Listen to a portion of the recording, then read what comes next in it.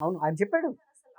ఎందుకు చెప్పాడంటే ఆయనే సాక్ష్యాధారాల దగ్గరుండి చెరిపేయటానికి, తర్వాత ఈ కేసును పట్టించడానికి కీలకంగా వ్యవహరించాడు కాబట్టి, ఆయనకి అన్నీ తెలుసు. ఇందులో కీలక దారుల్లో ఆయన ఒకడని. కాబట్టి అంత క్లియర్‌గా ఆయన చెప్పగలిగాడు సిద్ధార్థ లూథ్రా గారు. ఇప్పుడు ఈ కేసులో చాలా కీలకమైన అంశాల్ని మౌనంగా పక్కకు తప్పిచ్చేశారు. ఇప్పుడు అవినాష్ రెడ్డి ఏదైతే ప్రయత్నించాడో, దర్యాప్తు సంస్థ కూడా అదే అంశాలను స్పృశించలేదు. ఆ అంశాలను స్పృశించకుండా మేము మమ అని పూర్తి చేయటం వేరు. ఇప్పుడు కొన్నిసార్లు పెళ్లి తంతును కూడా టైం లేకపోతే కొన్నిసార్లు కొంతమంది పురోహితులు తక్కువ షార్ట్ కట్‌లో చేసేసి మమ అనిపించవయ్యా మాకు ఓపిక లేదు అని చెప్పి కొంతమంది చేస్తారు.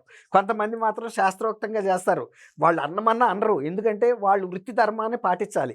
ఇక్కడ సీబీఐ కూడా వృత్తి ధర్మాన్ని, వాళ్ళ నైపుణ్యాన్ని ప్రదర్శించకుండా హాఫ్ వేలో అంటే సగంలో ముగిచేసి సర్వోన్నత న్యాయస్థానం ముందు పెట్టటం అంటే ఓ రకంగా న్యాయస్థానాన్ని కూడా తప్పుదోవ పట్టించే విధంగా ఉన్నదనేదే సిద్ధార్థ లూథ్రా అభిప్రాయం.